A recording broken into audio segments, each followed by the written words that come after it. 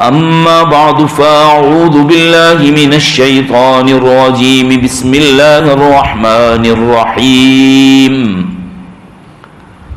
المال والبنون زينة الحياة الدنيا والباقيات الصالحات خير عند ربك ثوابا وخير أملا صدق الله العظيم.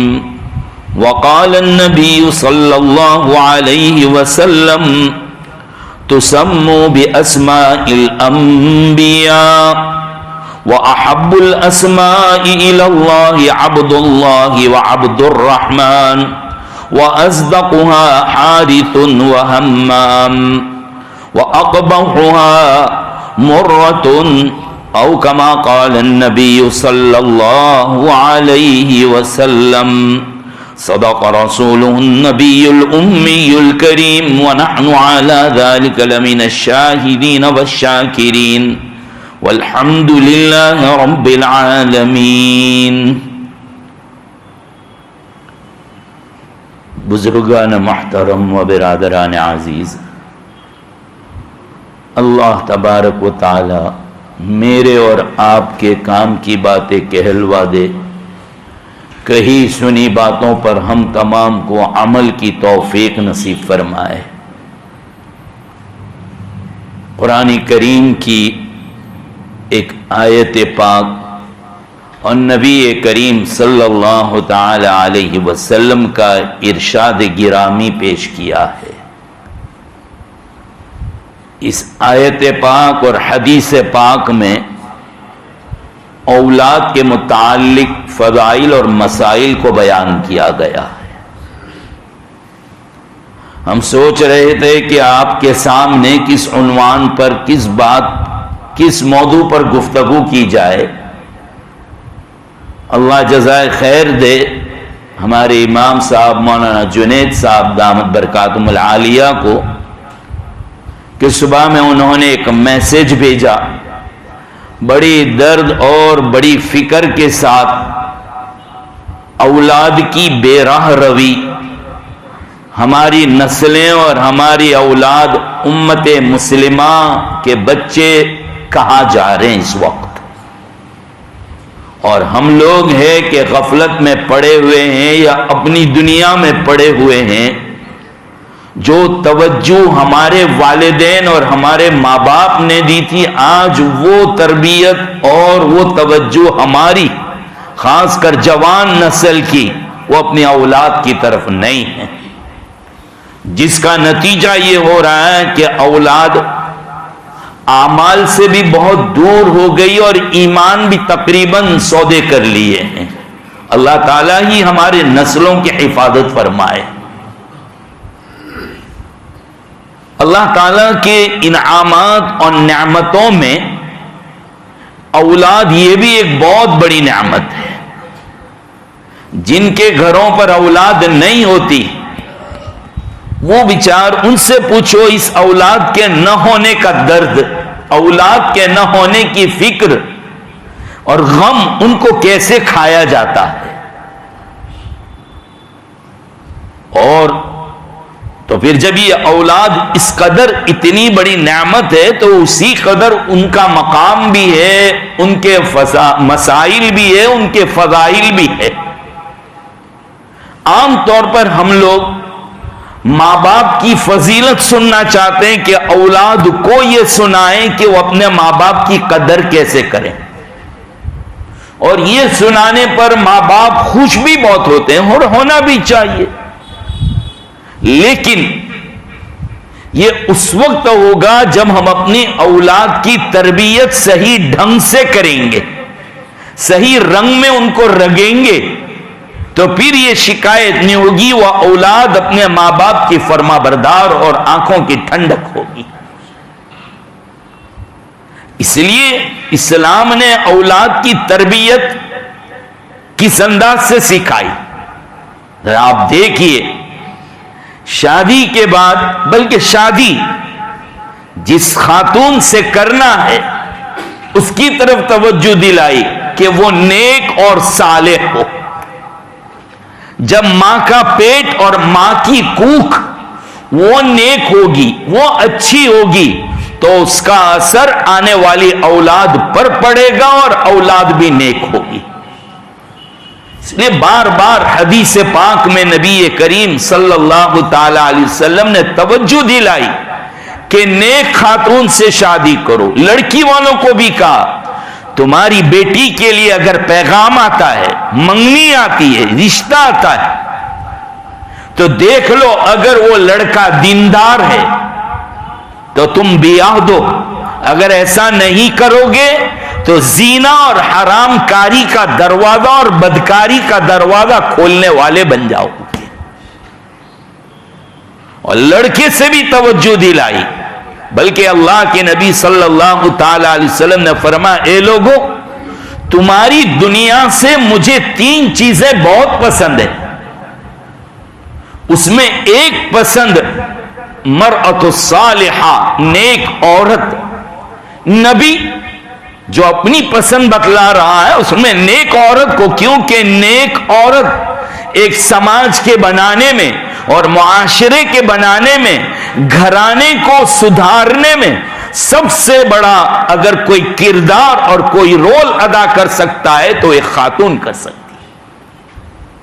جب ایسی نیک ماں کے پیٹ سے اولاد آئے گی تو یقیناً وہ اولاد بھی نیک ہوگی۔ ایک واقعہ بہت مشہور ہے کہ ایک مرتبہ ایک جوان کی شادی ہوئی تو پہلی ملاقات میں اپنی بیوی سے کہنے لگا آؤ ہم دونوں مل کر عہد و پیمان کریں، ہم دونوں وعدہ لے لیں کہ نہ تو حرام کا لقمہ کھائے گی نہ میں حرام کا لقمہ کھاؤں، ہم بہت احتیاط کریں گے، پرہیز کریں گے، بچیں گے کہ ہمارے پیٹ میں کوئی حرام لقمہ جانے نہ پاوے، تاکہ اولاد آئے تو وہ نیک۔ کہا کہ ٹھیک ہے، دونوں نے پہلی ملاقات میں پہلا عہد و پیمان یہ کیا۔ شادی کے بعد 1-2 سال کے بعد بچے کی پیدائش ہوئی۔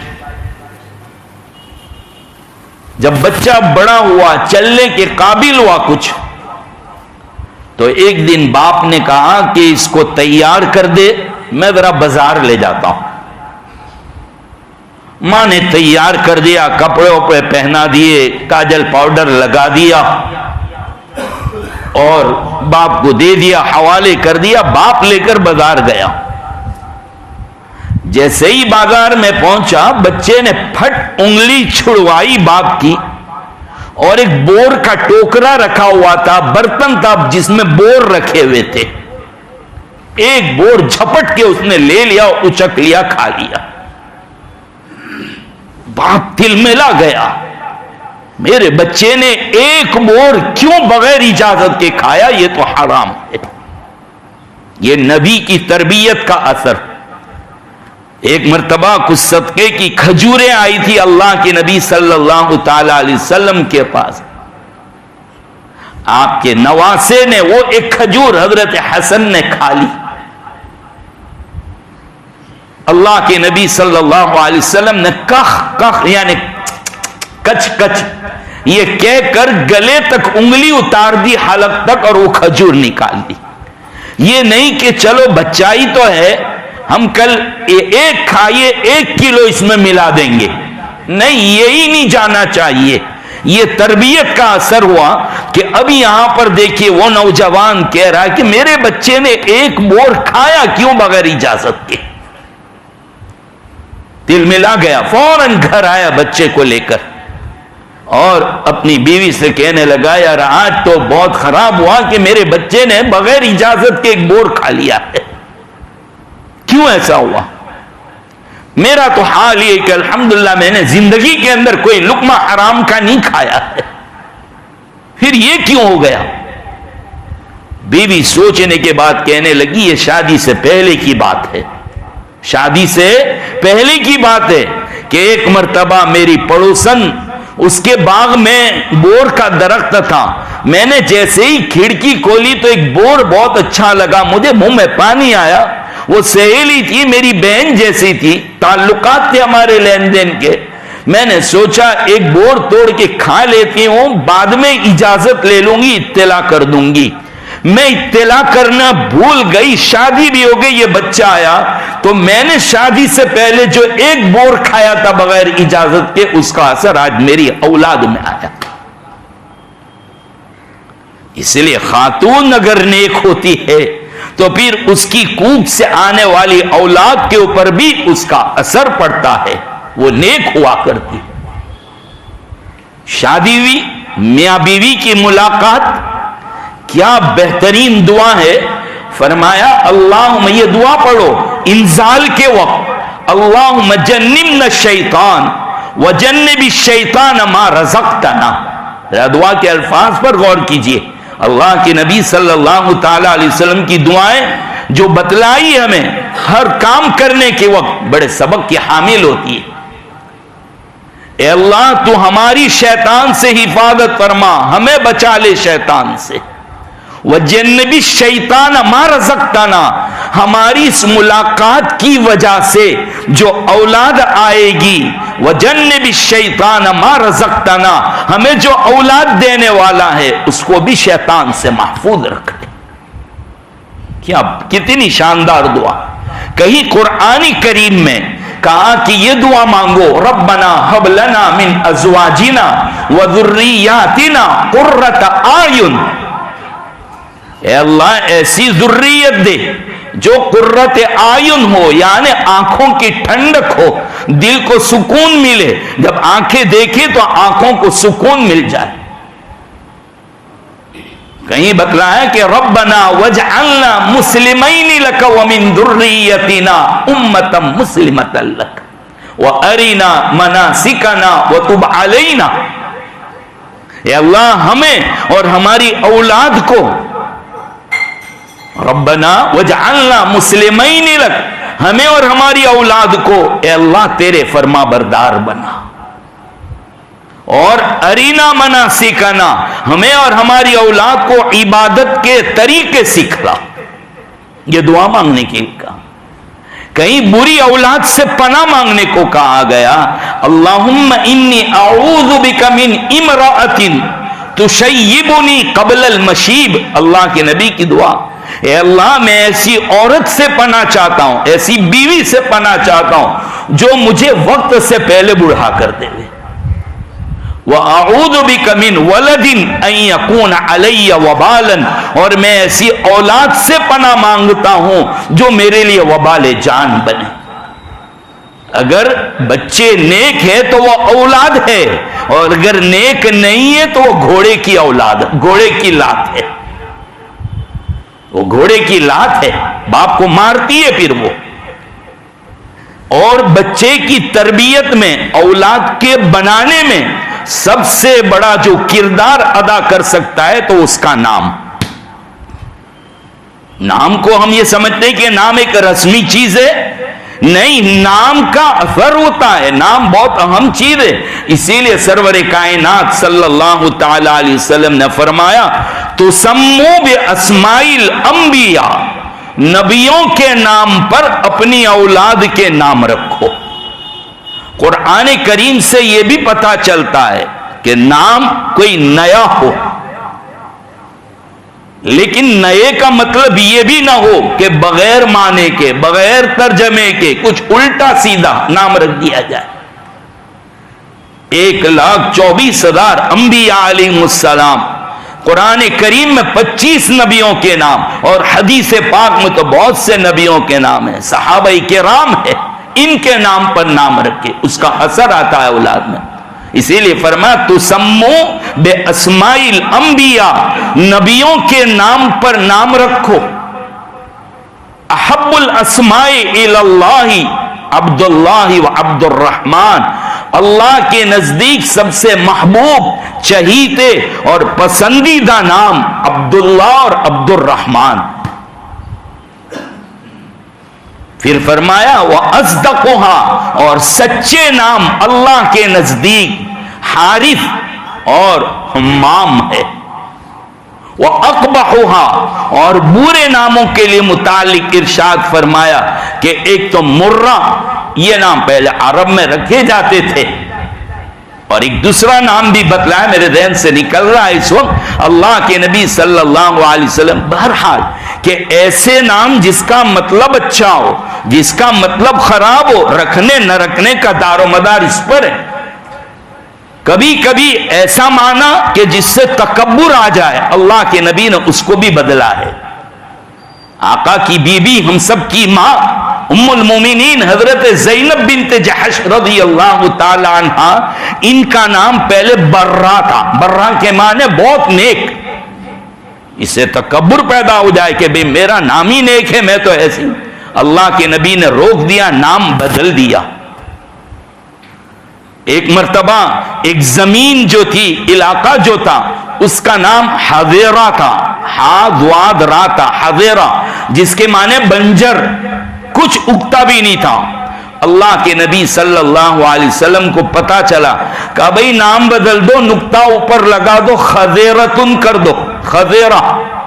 نام بدلا، کہنے لگے وہ زمین بدل گئی، زمین کے اندر اگائی خوب اچھی ہونے لگی۔ ایک حضرت سعید ابن المسیب رضی اللہ تعالیٰ عنہ، وہ ایک واقعہ نقل کرتے ہیں کہ ایک صحابہ اللہ کے نبی صلی اللہ علیہ وسلم کے پاس، ان کو پوچھا کہ آپ کا نام کیا ہے؟ کہا حزن۔ حزن، حسن سین سے نزا سے، حزن، غم، تکلیف۔ اللہ کے نبی صلی اللہ علیہ وسلم کا، اللہ کے بندے نام بدل دے، سہل رکھ دے، سہل رکھ دے یعنی آسان، اچھا۔ وہ نئے نئے مسلمان ہوئے تھے، اور ادھر اللہ کے نبی کا مشورہ تھا، حکم نہیں تھا۔ وہ اسی سے مشہور تھے تو وہ نہیں چاہتے تھے کہ نام بدلے، انہوں نے بدلانی بات نہیں مانی۔ اور سعید ابن المسیب کہتے ہیں کہ ہمیشہ ان کے خاندان میں بیماری اور غم ہی رہی ہے، غم رہا ہے۔ خلاصے کلامی کے برے نام کا اثر پڑتا ہے، نیک لوگوں کے نام پر، نبیوں کے نام پر اپنے اولاد کے نام رکھے جائیں تو پھر اس کا بھی اثر آتا ہے۔ ہمارے یہاں تو کوئی مشہور کرکٹر چل گیا تو اس زمانے میں ساری ماؤں کو وہی بچے پیدا ہو رہے ہیں۔ ہم ایک مرتبہ پہلے کی بات ہے، عمران خان کا دور چل رہا تھا، ایک بڑی بی بی چلانی جا رہا ہے، حجام کی دکان میں بڑی مشکل سے چلی، اور چڑھنے کے بعد کہتی ہے کہ بیٹا اس کی کٹ عمران خان جیسی کر دے۔ میں نے کہا کم بخت کے پیر قبر میں لٹک گئے، لیکن ابھی بھیجا تو دیکھو اس کا کتنا ہوتا ہے۔ لیکن میں نے کہا اماں یاد رکھو، میں نے کہا عمران خان جیسا بناؤ گے باؤنسر مارے گا اور میدان میں دوڑوائے گا چاروں طرف تم کو فیلڈنگ کرنے کے لیے۔ تو یہ نام عمران، اگر یہ نیت کر لی کہ عمران ابن حسین رضی اللہ تعالیٰ عنہ صحابی کا نام ہے، سلمان صحابی کا نام ہے، صحابی کے نام پر نام رکھا تو اس کا وہ اثر آئے گا۔ لیکن ایک مشہور کوئی شخصیت ہو گئی، ان کے نام پر نام رکھو گے تو پھر اولاد ویسی ہی آئے گی۔ تاکید فرمائی نبی کریم صلی اللہ تعالی علیہ وسلم نے، تو ایسے ہی نہیں کہا ہے اللہ کے نبی صلی اللہ علیہ وسلم نے۔ اس لیے سب سے پہلے علماء سے پوچھو، اپنے ایمان سے پوچھو کہ کیا نام رکھیں، وہ جو بتلا دے، اب دلیل مطلب میرے گھر میں تو یہ پہلے سے ہے ہی، میرے فیملی میں تو ہے، ارے کیا ہو گیا؟ صحابہ میں دیکھو، بلکہ ہمارے یہاں قریب میں بزرگ بھی ایسے گزرے ہیں کہ جن کا ان کا خود کا نام بھی وہ، بیٹے کا نام بھی وہی، اس میں کیا ہو گیا؟ ہمارے یہاں تو عام طور پر یہ رکھتے ہیں کہ دادا کا جو نام تھا چلو پوتے کا وہ رکھو۔ ارے اللہ کے بندے، دادا پر دادا مت دیکھو، صحابی کا نام دیکھو، نبی کا نام دیکھو۔ اگر ایک خاندان میں دو بھائیوں کے یہاں بھی وہ نام ہو گئے تو بگڑ کیا جائے گا؟ نام اچھا ہو اگر تو نام رکھ دو، انٹرنیٹ کے غلام مت بنو۔ آج کل ہمارے یہاں نیٹ پر دیکھا جاتا ہے اور اس پہ سے نام لے کر آتے ہیں۔ اب کوئی لے کر آیا کہ مولانا ایان، پتہ نہیں یہ کس بلا کا نام ہے، لڑکی میں رکھ دیا زویا، نیلوفر، یہ کیا ہے؟ حلیمہ، رقیہ، زینب، ام کلثوم، جویریہ، کتنے پیارے پیارے نام ہیں ازواج مطہرات کے، صحابیات کے، صحابہ میں دیکھو، نبیوں میں دیکھو، کتنے پیارے نام ہیں، وہ نام رکھ لیا کرو۔ کبھی ایک زمانہ یہ بھی چلا تھا، بلکہ ابھی بھی ہے، کہ قرآن کریم کھولو، جو سب سے پہلی نظر پڑے وہ نام رکھ لو۔ اس کی مصیبت یہ ہوئی کہ میں ایک علاقے میں گیا، ایک بچے کو لائے 7-8 سال کا، مولانا اس کے لیے دعا کرنا۔ میں نے کہا ٹھیک ہے بیٹا، نام کیا ہے؟ تو کہ محمد دین۔ میں نے کہا دین ہوگا محمد دین؟ کہا نہیں، دین نہیں، دین۔ وہ تیسرے سپارے میں ہے قرآن کریم میں، یا ایھا الذین آمنوا اذا تداینتم بدین، تو وہ دینن کو دیکھ کر ہم نے نام رکھا۔ میں نے کہا اللہ کے بندے، ادھار پیدا ہوا ہے۔ دین کے معنی ادھار کے آتے ہیں، ادھار کے احکام بیان کیے، اب قرآن میں آیا تو اس کو رکھ لیا۔ اور ایک ادھر کے علاقے میں گئے، ایک جوان آیا کہ مولانا دعا کرنا، انگلینڈ جانے کے لیے فائل رکھی ہوئی ہے۔ میں نے کہا بیٹا نام کیا ہے تمہارا؟ کہا محمد سماؤن۔ کہا سماؤن کے معنی تو آسمان کے ہوتے ہیں۔ کہا نہیں، وہ قرآن شریف کھولا تھا اور نام کے اوپر نظر پڑ گئی تو ہم نے سما رکھ لیا۔ میں نے کہا فرعون پہ نظر پڑے گی تو ابلیس، خبیث، ہاں یہ بھی قرآن کریم میں لفظ ہے، بعوضہ مچھر، کلب کتا، تو کیا وہ رکھ لو گے؟ قرآن کچھ مسائل بیان کرنا چاہتا ہے، کوئی احکام بیان کرنا چاہتا ہے۔ اور واٹس ایپ کے اوپر تو سب چیز، تو پول بہت جلدی کھل جاتی ہے واٹس ایپ سے۔ تو آیا بھی تھا کہ بہت سے لوگوں نے قرآن کریم کو دیکھ کر نام رکھنے کے رو میں ایسے الٹے سیدھے بھی نام رکھ لیے۔ نہیں، ہمیں نام، یہ اولاد کا حق ہے ہمارے اوپر۔ اولاد کے نام، ایک مرتبہ جب ہم اپنے بچوں کے نام صحابہ کے نام پر رکھے، ایک عرب جماعت آئی تھی اسی میرے گدابے کی امامت کے زمانے میں، تو انہوں نے پوچھا کہ آپ نے نام کیا رکھا؟ میں نے نام بتایا، تو کہنے لگے کہ آپ کی یہاں بھی یہ نام چلتے ہیں، یہ تو خاص ہمارے یہاں ہوتے ہیں۔ میں نے کہا ہمارے تمہارے دیکھ کے نہیں، میں نے تو صحابہ کے نام پر نام رکھے ہیں۔ کہا کیوں؟ وجہ؟ میں نے کہا میرے نبی نے فرمایا ہے کہ اصحابی کن نجوم فبأیہم اقتدیتم اہتدیتم، صحابہ میرے تمام ستاروں کے مانند ہیں، ان میں سے کسی ایک کا بھی دامن پکڑ لیا تو تم منزل مقصود پر پہنچ جاؤ گے۔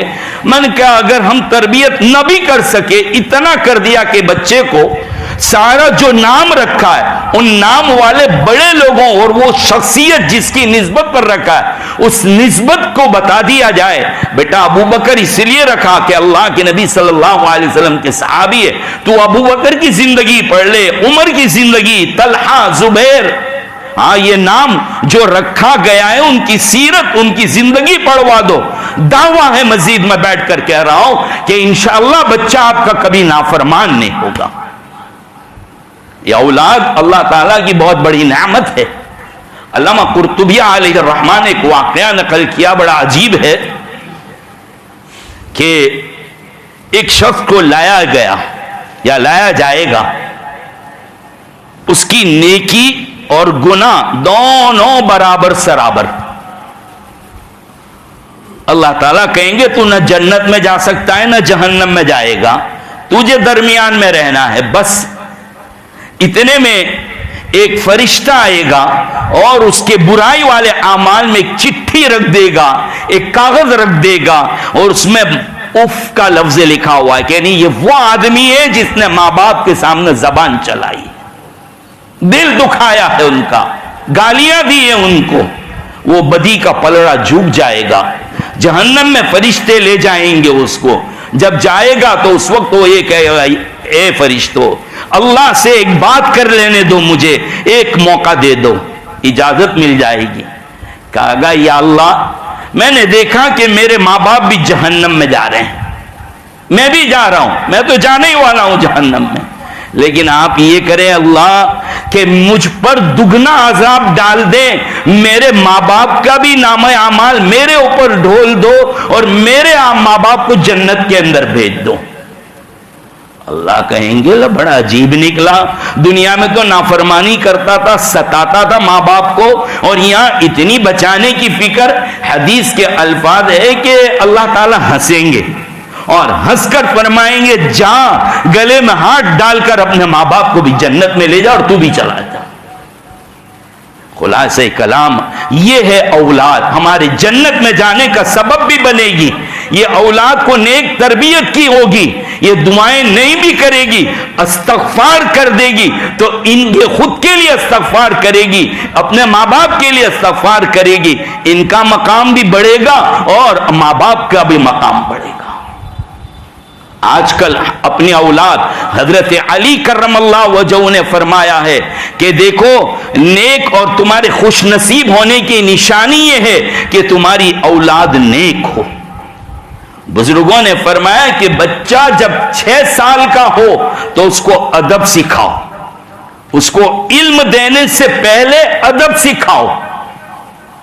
جب 7 سال کا ہو تو نماز کی تاکید کرو.